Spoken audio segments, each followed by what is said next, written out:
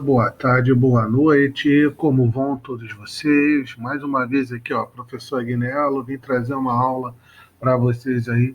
Espero que ajude vocês aí, hein, galera. Não se esqueçam, não saiam de casa, tá? Lavem bem as mãos, álcool em gel.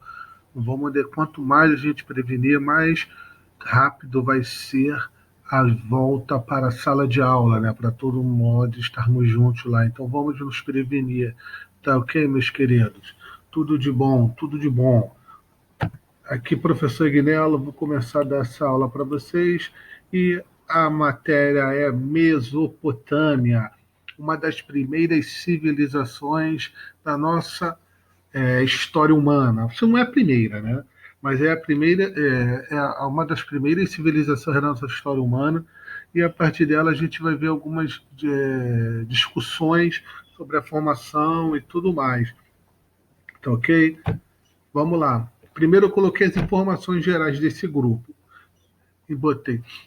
A principal característica da Mesopotâmia é que eles têm uma organização de poder, olha aqui, descentralizada. Ou seja, eles não tinham um império com um ponto de poder só. Existiam vários pontos de poder. Dentro dessa organização descentralizada não tinha um rei. Cada cidade tinha o seu próprio rei, tinha sua autonomia política. Cada cidade, que essa organização era chamada de cidades-estados. Então, o que são essas cidades-estados? São cidades independentes uma da outra. São cidades que cada um dessas cidades, dentro dessa civilização, tem sua autonomia política. Por sinal, inimiga entre si, elas sempre disputam as melhores áreas e tudo mais. Tá ok? Então, essa é a principal característica da Mesopotâmia. Aí eu botei aqui no mapa para vocês situarem essas cidades-estados. Está aqui, ó, cada cidade-estado dessa, ó, elas são independentes, ou seja, cada uma tem um rei. Aí eu pergunto, Guilherme, por que elas são consideradas uma civilização se cada cidade tem sua autonomia política? Sim, elas são consideradas uma civilização por quê? Porque que todas essas cidades, mesmo tendo uma autonomia política, né, cada um tem o seu próprio rei, elas têm uma cultura semelhante, ou seja, essas civilizações todos têm a mesma cultura. O que seria? Falava a mesma língua, usavam o mesmo tipo de roupa, tinham os mesmos deuses e tudo mais. Então, isso forma uma civilização. Olha aqui, ó, a Mesopotâmia, essa civilização. E esse nome Mesopotâmia significa terra entre rios, né? Porque a sua localização geográfica fica entre os rios Tigre e Eufrates. Aí olha aqui no mapa. É essa região que ficava a Mesopotâmia, entre o rio Tigre e Eufrates. Ó. Era uma região bem fértil por causa da cheia do Nilo, perdão, a cheia dos rios deixava aquela região bem fértil, tá bom? Localização, ela ficava praticamente todo o território iraquiano, ficava também uma parte do Irã e uma parte da Síria. Aí eu botei no mapa para vocês, ó, todo o Iraque aqui, ó, uma parte da Síria e uma parte do Irã. Então, ok? Essa era a localização geográfica dela. Ela é uma considerada uma cidade. Aprende isso, gente. Além de cidades-estados, que outras cidades-estados da antiguidade, como os fenícios, como os gregos, também são cidades-estados. Essa ideia de sociedade hidráulica, ela também vai seguir para outros povos da antiguidade, né? Os egípcios eram uma sociedade hidráulica, porque é uma sociedade que depende da água do rio, ou seja, se não fosse esses rios aqui, ó, não existiria a civilização mesopotâmica. Então, toda a estrutura de vida social, organizacional, econômica, tudo depende da água do rio Nilo. Rio Nilo não, perdão, dos rios Tigre e Eufrates. Nilo é no Egito, tá? Antes de mais nada, meu cabelo está grandão porque eu não estou podendo cortar o cabelo. Sei que vocês vão me dar uma zoada, entendeu? Então vamos lá. essa sociedade, ela começa mais ou menos, assim, a Mesopotâmia começa mais ou menos 4.000 anos antes de Cristo, né? Onde há povos da Ásia Central e da Montanha da Eurásia, que é nessa região mais ou menos aqui, ó, elas chegaram atrás dessas regiões férteis daqui, tá ok? Como era a organização social deles? Primeiro, bem normal, né? Nada que vocês não desconheçam, pirâmide social. Quanto mais no cume, mais importante. Quanto mais na base, menos importante. No cume, na pirâmide, o rei, que mandava em todo mundo, era considerado um deus, né? Era visto como um deus. Sacerdotes, sacerdotes, nobres e chefes militares. Esses nobres, parentes do rei. Aqui no semifinal da base, da pirâmide, eram os comerciantes e artesãos escribas, né, que dominavam a escrita, e os camponeses e escravos, que são os prisioneiros de guerra, ficavam na base da pirâmide. Economia, também nada de anormal, agricultura e pecuária, artesanato, já mexiam com a metalurgia, que faziam ferramentas, armas e joias, e já faziam relações comerciais. Religião, eles eram politeístas, ou seja, acreditavam em mais de um Deus, né? Acreditavam em vários deuses.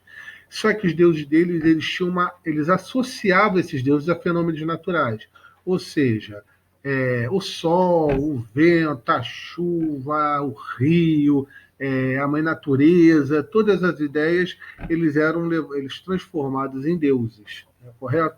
Aí eu coloquei, eles são vários mitos, tudo bem, e coloquei aqui para vocês alguns deuses da sociedade egípcia, uma sociedade mesopotâmica. Está aqui, ó, deus do vento, Kelil, Shamash, deus do sol, Ista, deusa da chuva, da primavera, Marduk, deus protetor da Babilônia, Nana, protetor sumério da lua, Anu, e aí vai. Botei aqui umas pequenas imagens para vocês verem, ó, mais ou menos como eles visualizavam esses deuses. Ó. Aqui, Anum, ela era vista como uma mulher, né, bem bela, seios bem bonitos, tal, e com pés de ave, né, com garras. Esse aqui, ó, Enil, né, outro Shamash, aqui Enki, aí vai. Aí é só uma visualização para vocês, tá bom? Agora, escrita. Eles inventaram a escrita chamada escrita cuneiforme. É um nome meio esquisito, como ele começa, tal, mas não é para ficar te fazendo brincadeira, não, tá? É escrita cuneiforme. Para que foi feita essa escrita?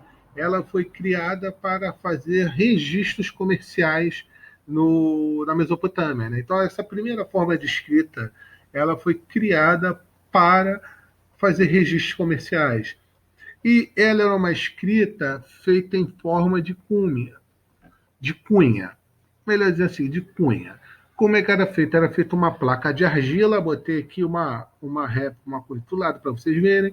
Essa viu o cara com um estilete, né, com uma cunhazinha, e ia naquela placa de argila mole, fazendo todas as anotações deles ali. Então, okay? Aqui em cima, eu coloquei como foi feita a tradução dessa placa de argila, ó. Olha como era feita essas traduções. Então você pode estar dando uma olhada aqui e ver como foi feita toda essa escrita. Lembre-se, a escrita foi criada para registros comerciais, tá bom? Era uma placa de argila onde o cara pegava um estilete e ia marcando. E aí vamos começar a falar dos povos suméricos, os povos mesopotâmicos, foram vários. O primeiro povo, os sumérios, foram os que criaram as primeiras cidades, né? Uruk, Nippur, Lagash, entre outras, né? Podia ter botado mais outras cidades aqui há mais ou menos 6.000 anos. Os sumérios criaram os que a gente chama de zigurats. Esses zigurats eram templos religiosos bem altos, né? Com grandes escadarias, olha aqui, ó, grandes escadarias. Agnello, por que ele era tão alto? Porque eles achavam que quanto mais no alto, mais próximo dos deuses eles estavam. Quer ver? A Torre de Babel da Bíblia é um zigurate. Entendeu? Foram eles que criaram essa escrita cuneiforme, ó. Foram os sumérios. Que fez... Aí botei no mapa aqui onde ficava mais ou menos a região suméria, para vocês visualizarem. Lembrando que eles foram conquistados pelos arcádios. Aí os acádios conquistaram os sumérios há mais ou menos 2.500 anos antes de Cristo, eram comandados por Sagão II, sua capital Acade, tá aqui. E qual é o grande destaque dos Acades? Eles eram altamente violentos. Eles geralmente não deixavam pessoas vivas para escravizar, eles detonavam todo mundo. Aí eu botei aqui, ó, mais ou menos a região que eles ficavam, os Acádios, ó. Pode ver que aqui eram os Sumérios, eles conquistam o Sumério e expandem o seu território. Amoritas. Os Amoritas é um povo semita. Agnello, o que é um povo semita? Eu botei ali para vocês, mas o povo semita é um povo que acha que é descendente de Sem, que é o filho de Noé. Então, esse povo semita que vivia na Arábia, eles vieram e começaram a se espalhar e conquistam os acádios até. Entendeu? Esses formam o primeiro império babilônico. Qual é o grande destaque desse império babilônico? É o que a gente vai falar de Hammurabi, né? O rei babilônico. O que Hammurabi tem de importante, Agnello? Ele criou o primeiro código de lei, o chamado Código de Hammurabi, que era um código brabo, meu irmão, brabo. Ele era baseado no Código de Italião. Esse código italiano que a gente chama de olho por olho, dente por dente, ou seja, o crime, a pena do crime equivale ao crime. Ou seja, eu roubei, eu perco minhas mãos. Eu atropelei, matei uma criança, um filho meu vai ser morto. Eu brigando com um cara, eu furo o olho do cara, por pena, um dos meus olhos vão ser furados. Eu, Agnello, sou um arquiteto. Por exemplo, sou um arquiteto. Eu construí por um erro meu, né, uma imperícia minha, a casa do malandro cai e mata um filho de um cara. Beleza. Eu vou ter que dar minha casa pro cara e um dos meus filhos vai ser morto. Ou seja, a pena vai equivaler ao crime. Isso é o Código Italiano. E, gente, esse foi o primeiro código de leis escrita da sociedade humana. Para tu ver quanto tempo tem. Né? Foi a primeira vez que o homem fez uma lei escrita. Por que a lei escrita é importante? Porque se ela está escrita, ela vale para todos. Todo mundo tem que seguir o que está escrito ali.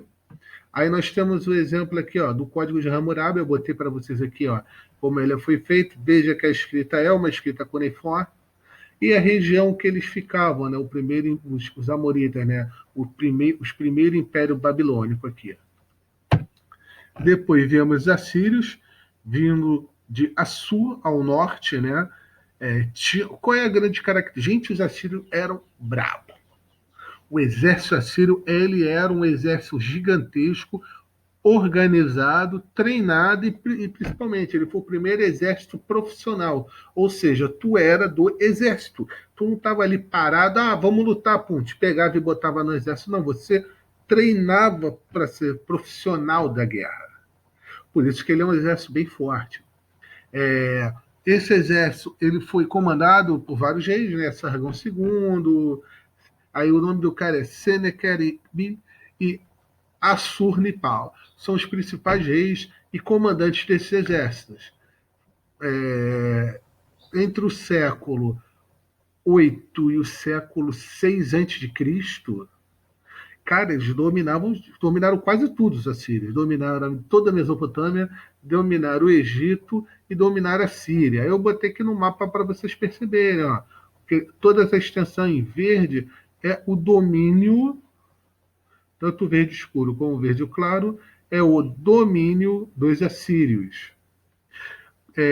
Os assírios, eles também eles tinham um requinte de crueldade muito grande, mas eles não eram tão cruéis quanto os acádios. Como assim, professor? Eles mostravam crueldade aos seus conquistados para evitar que eles futuramente pudessem se revoltar com eles, né? Contra eles. Falou, pô, meu, vou me revoltar contra os caras são ruins pra caramba e tal. Então eles faziam isso, né? Eles escravizavam quem sobrava, a galera acabava virando escravo. Os assírios foram conquistados pelos caldeus e os medos em 612 a.C. Né? Eles foram derrotados por esses impérios. Caldeus. Os caldeus também são chamados de novos babilônicos, né? Também era um povo semita, né? Aquele povo achava que era descendente de Sem. Em 602 se aliaram os medos, conquistaram os assírios, tudo bem, a gente já falei isso para vocês. E eles formaram um novo império babilônico, vários reis, e vamos dar destaque a Nabucodonosor, rei babilônico, que escravizou os hebreus. Ele conquista os hebreus por volta de 539. Está na Bíblia, né? Até citado ele na Bíblia.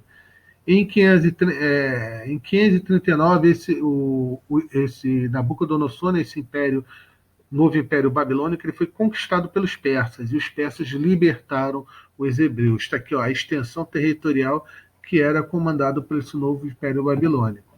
Tá ok? Meus queridos, eu espero que eu tenha ajudado para vocês. Reclamaram que eu não me despedi direito no outro vídeo, então vou me despedir melhor agora. Desejo para vocês tudo de bom. Espero que essa aula tenha ajudado. Qualquer informação, qualquer dúvida, postem lá na plataforma do Google Class, que eu, assim que possível, vou estar olhando lá e respondendo as dúvidas de vocês. Tá ok? Meus queridos, tudo de bom. Forte beijo do professor. Saudades. Beleza? Tchau, tchau, galera. Fui.